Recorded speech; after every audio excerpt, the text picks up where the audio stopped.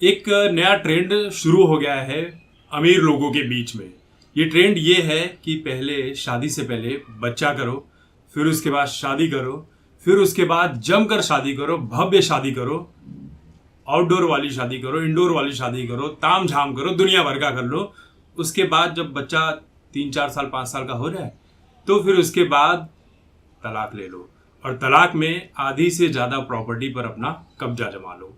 ये हमने पिछले कई सालों में कई बार बड़े बड़े लोगों के नाम के साथ देख लिया है।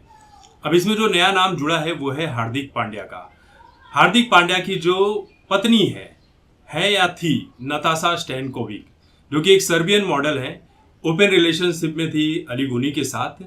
हार्दिक पांड्या के साथ अफेयर जब चल रहा था, दोनों जगह एक साथ रिलेशन मेंटेन कर रही थी।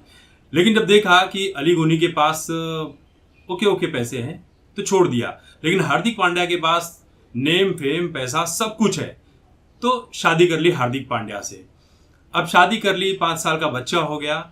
अब इसके बाद खबर ये आ रही है कि नताशा जो है वो हार्दिक पांड्या से तलाक लेने वाली है और हार्दिक पांड्या की 70% प्रॉपर्टी पर उनका कब्जा होने वाला है। दूसरी तरफ आपने देखा कि सोशल मीडिया पर नताशा के उन्होंने हार्दिक पांड्या को फॉलो करना बंद कर दिया।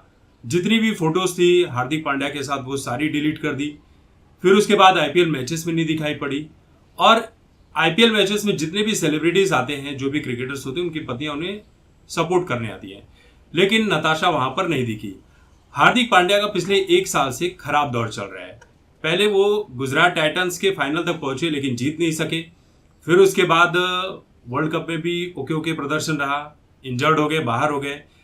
फिर आईपीएल में बहुत बुरा हाल रहा, जनता उन्हें गालियां दे रही थी, रोहित शर्मा को सपोर्ट कर रही थी और इनको लेकर इतनी ट्रोलिंग हो रही थी कि कोई छपरी, कालू, कालिया, कल्लू, न जाने किन किन नामों से संबोधित करी थी। लेकिन अब वही पब्लिक हार्दिक पांड्या को सपोर्ट भी कर रही है कि हार्दिक पांड्या के साथ बहुत गलत हो रहा है। तो पब्लिक का तो इमोशन कहीं भी किसी वक्त भी जुड़ जाता है, किसी के साथ भी जैसा माहौल होता है। तो यहाँ पे हार्दिक पांड्या के साथ गलत हो रहा है ऐसा लोग कह रहे हैं, क्योंकि 70% प्रॉपर्टी लेकर चले जाना एक फेक शादी करके ये कहाँ तक सही है। लोग ये कह रहे हैं कि दुश्मन मिले 1000 पर बीवी ना मिले, आप समझ जाइए। इस तरह के टैगलाइन सोशल मीडिया पर बहुत सारे चल रहे हैं। दूसरी तरफ ये खबर भी है कि हार्दिक पांड्या ने अपनी प्रॉपर्टी जो है वो अपनी मां के नाम पर कर दी है।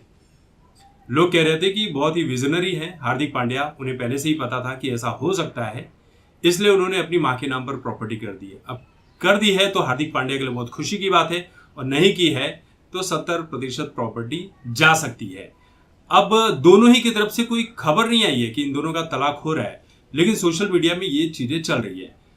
जो इसका दूसरा पॉइंट है वो ये है कि हो सकता है ये एक पीआर एक्टिविटी हो, क्योंकि बड़े लोगों के बीच में अक्सर ऐसी चीजें चलती रहती है, सब पीआर के लिए करते हैं।